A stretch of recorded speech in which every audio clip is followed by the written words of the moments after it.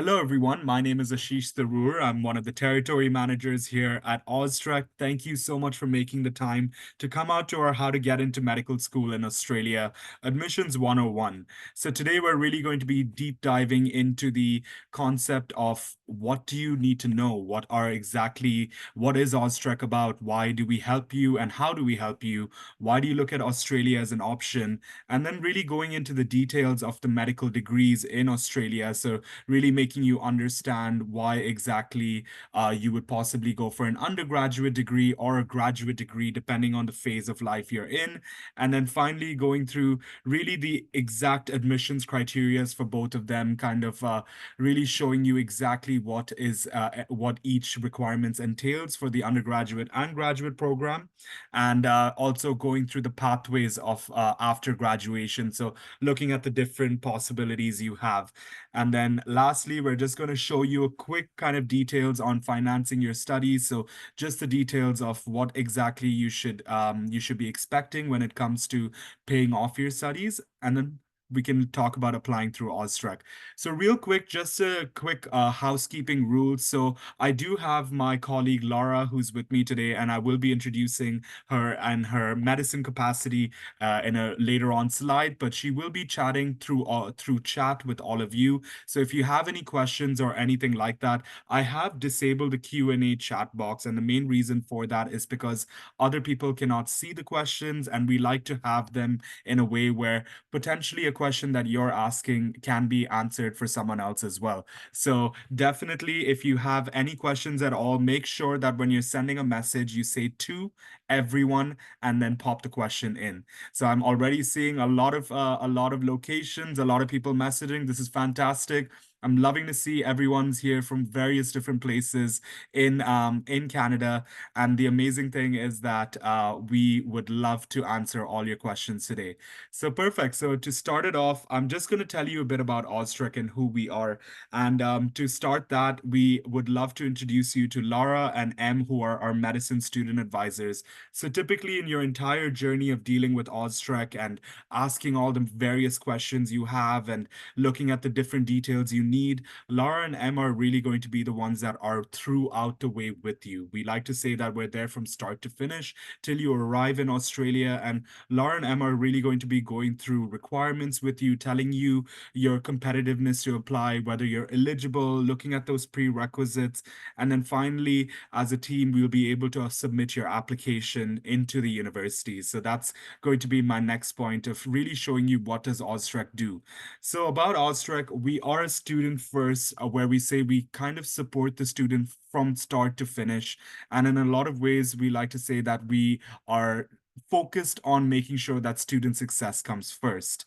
So we are the official representative for 15 world-class Australian universities and one New Zealand university. We have dedicated program-specific student advisors, as I showed you previously in the previous slide. And we've had more than 1,000 OzTREKK students commence studies over the last 2 years, which is a true testament to the fact that students are able to go and they are being successful in Australia. We connect you with current students, alumni whenever possible. Unfortunately, for this session today, we do not have an alumni attending the session, but we will definitely be able to connect you with alumni or send you videos and snippets of what alumni have said in the past if you do get in touch with us after this as well.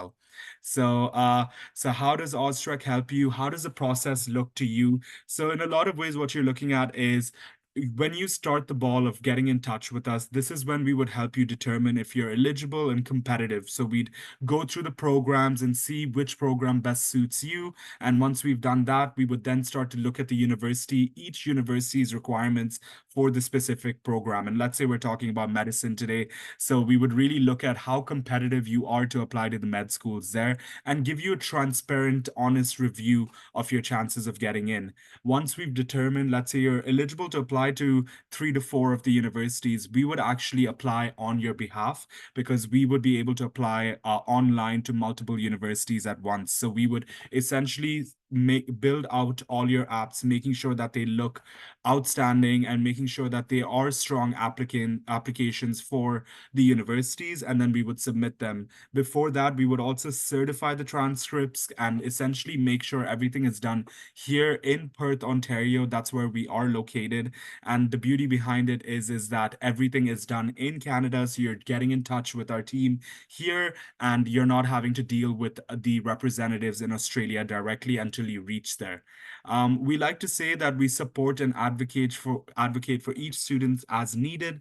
And what that means is that we really want to make sure that you are being represented accurately. So let's say if it does come to a point where you do not get any admissions, and we truly believe that, there was a case for you to be getting that admission, we would get in touch with the university specifically because we have that relationship with them to understand what went wrong and what could have been done better, and really in a lot of ways make sure that you are getting a fair choice and a fair decision made on your application. Finally, we like to say that we help you accept and get ready to go. So, what that means is that we really start to work on your settling in Australia. So, that looks at the visa, the finances, the housing, which really there's so many different options within accommodation that you can look at. And then finally, we do this thing called a pre-departure event, and this happens at all the major locations in Canada. So, it's in Toronto, in Alberta, and then in BC as well. And essentially, in these locations, what we do is that we get everyone that's about to embark on this journey to meet up together and meet like-minded people. So you really will be knowing a few people that are going to the same program as you, and sometimes going to the same university as you. We've heard many stories where lifelong friendships were made at this pre-departure event because you're going on a very daunting experience, and having that support and having that camaraderie really, really helps out. So, so why Australia? Why do you consider it as an option? What makes it an interesting and an attractive option for you? So when you're looking at Australia as an option, the universities that you are looking at over there have prestigious global reputation. I'll be touching on the rankings a little later on, but it truly is one of those things where the universities you go to are going to be recognized across the world. So there is not going to be one of those things where you're missing out or you're compromising by going to an Australian university. You're able to use your degree in Canada, in Australia, and the US.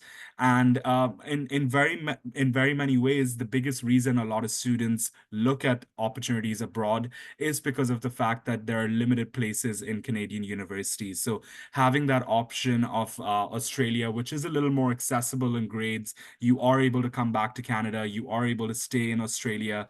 It really does make it a really good option for you to be considering.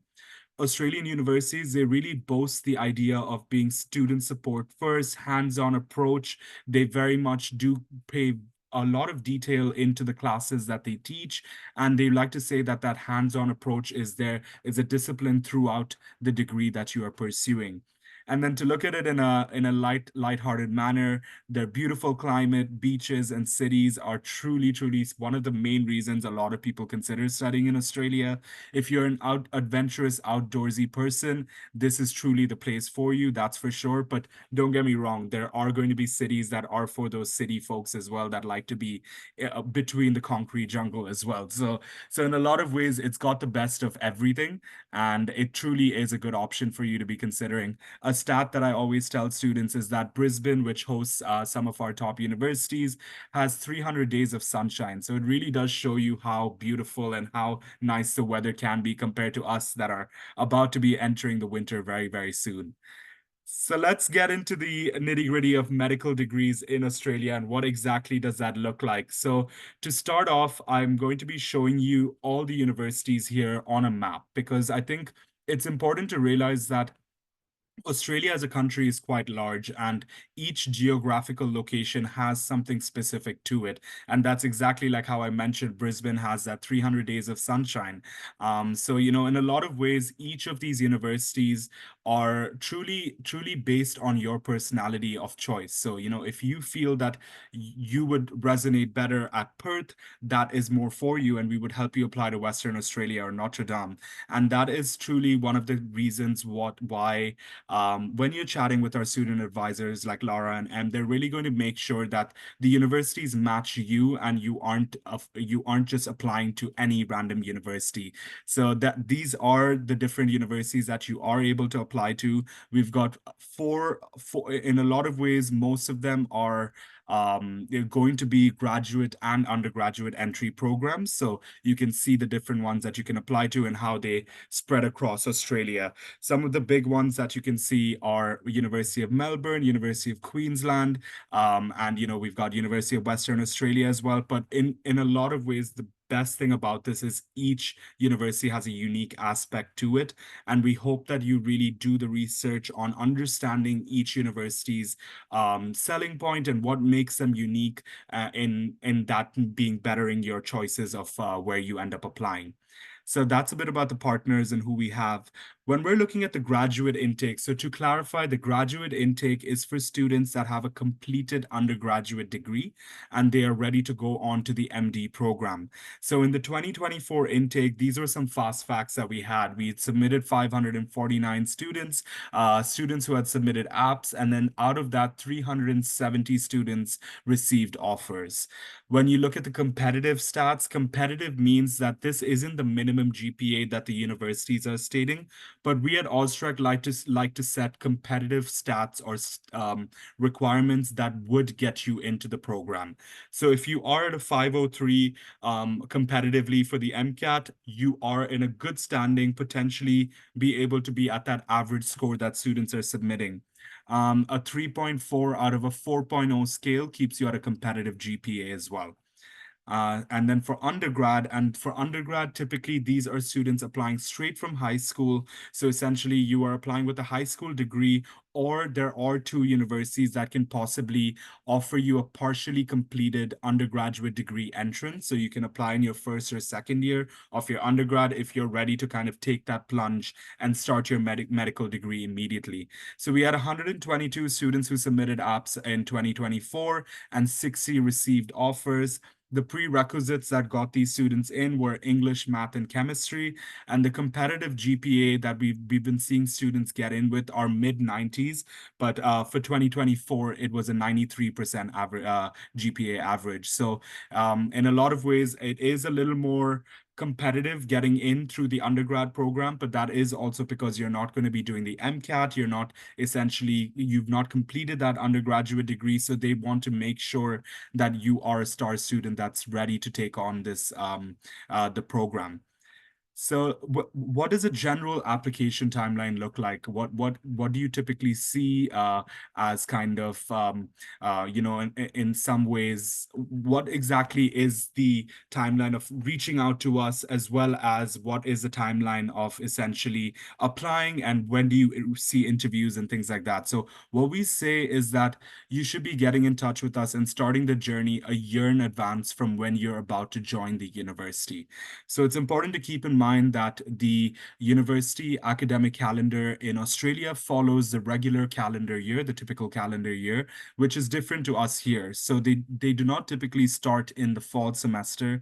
They would be starting every year at the end of January. So if you are graduating in April 2025 or in May 2025, you are essentially looking at going for the end of Jan 2026 intake. So you would typically start your journey with us and get the applications together and everything like that in Jan 2025. So the start of your winter semester. So if you're able to, oh, sorry, just give me 1 second.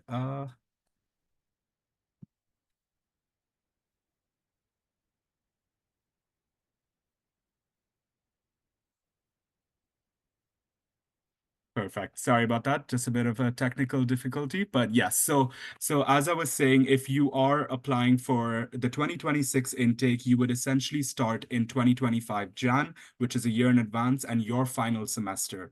So at that point, you have most of your transcript ready. You are kind of submitting everything to us that you have, and we would be gathering your documents from Jan to June and essentially submitting all your apps. So the application deadlines at most would be June, and we would typically try and submit your apps as soon as possible. Some of the universities are on a round basis, so it's by opening up a round you're able to submit, but some of them are rolling. So what we try to do is get everything ready by kind of Jan, February, so that by the time spring hits, all applications are in and you're good to go.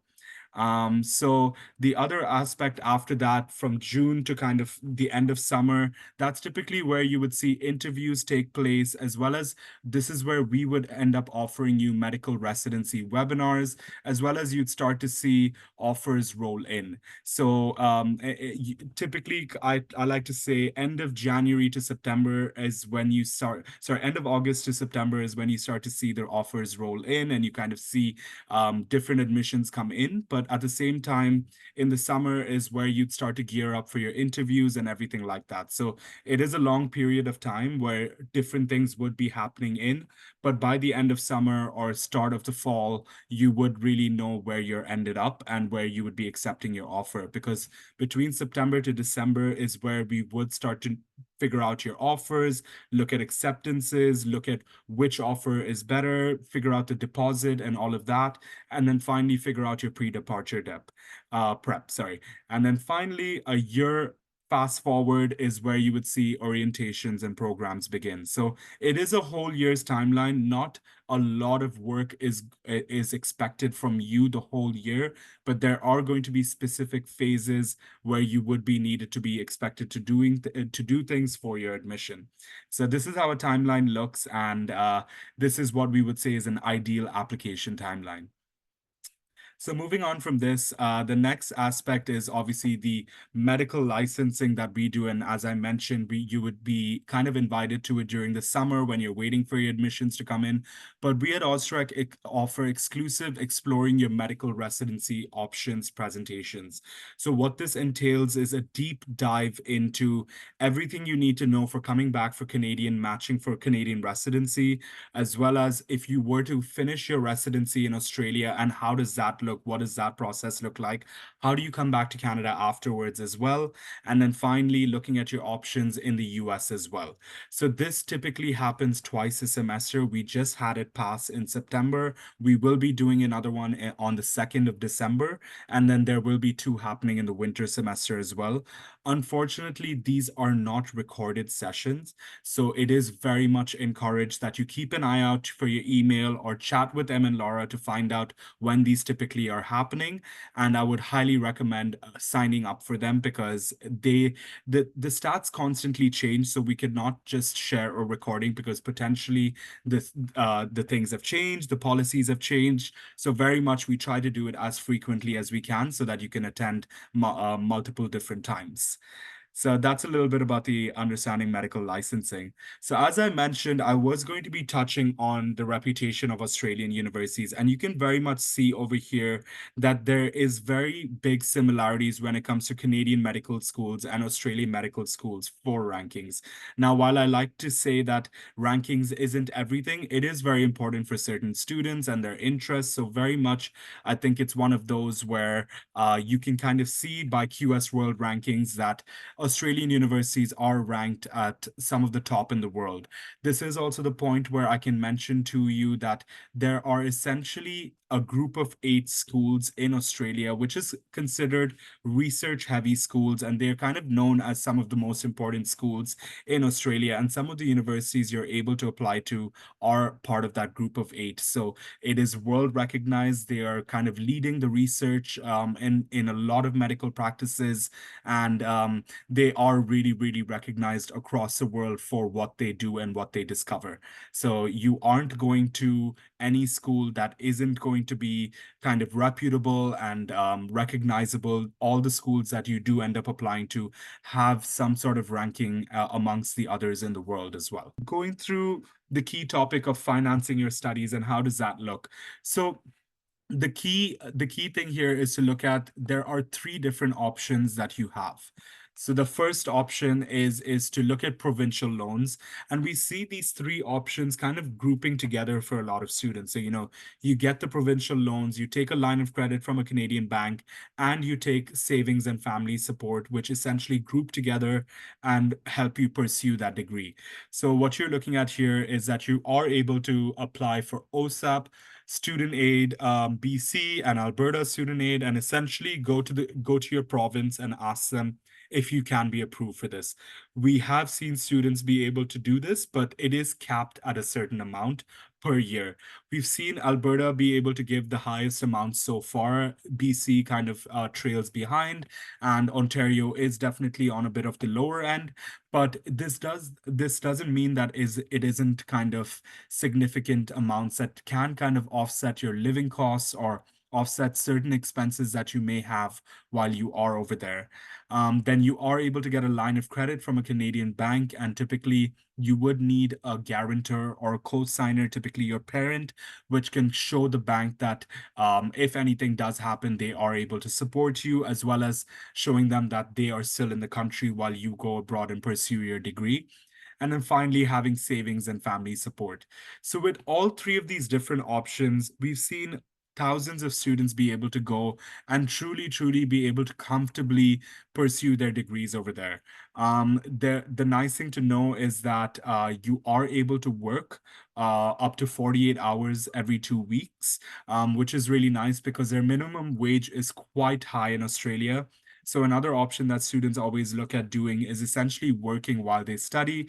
This could be in a hospital, but it could also be as a barista or a bartender or something fun, because they all do really, really pay well and significantly more than you would be making here in Canada. So that's kind of like a cherry on top that we like to say, that you can kind of maybe offset some of your living costs through that and then use your loans and your provincial loans and family support to really offset your costs of tuition and accommodation and things like that. So through this all, we really, really know that it is possible. We've seen students do it. And while you're navigating this, there are things that you can do. Potentially, if you are getting a line of credit from a Canadian bank, potentially you can look at getting a pre-approval before you start your application process with M and Laura. So really, seeing if the bank is ready to give you that approval, because that can give you the confidence to, at that point, be able to say, yes, I'm ready to apply and I know everything's going to work out. The finances have been sorted. So if you have any questions about that, let us know and we can definitely chat a bit about that. But that is also something that is very personal based on your family's situation. And it is always important to get financial advice from proper financial advisors as well. So yeah, that's a little bit about the financing. And I'd love to, at this point, before I open it up to questions, I'd like to also show you a student that I always share, and that's Emma Blackwood. So Emma Blackwood went to Macquarie. She did the MD at Macquarie, and she graduated back in 2022, and she's currently doing her postgrad year 2 in Australia, so her postgrad training over there. This is Emma's Instagram handle, and she kind of shares her journey of being in Australia as a Canadian, and really talking about what were her difficulties and what she's enjoyed, what is she up to right now. So I highly recommend giving her a follow or just going and checking out her journey. And if you'd like to get in touch with her, let us know. We can potentially, ask her questions for you and maybe try and get you in touch with other alumni as well. So I wanted to really quickly show you that before I open it up to questions for the rest of the session. So yeah, and this is also ways of getting in touch with us. So if you do email medicine@oztrek.com, you are directly getting in touch with our superstars M and Laura, and they would really be able to answer way better than I can answer any questions because they truly are the experts on the topic. So if you have anything to that you need, any gray areas that you're kind of confused on, please feel free to get in touch with them, and they are very good at being quick to respond as well.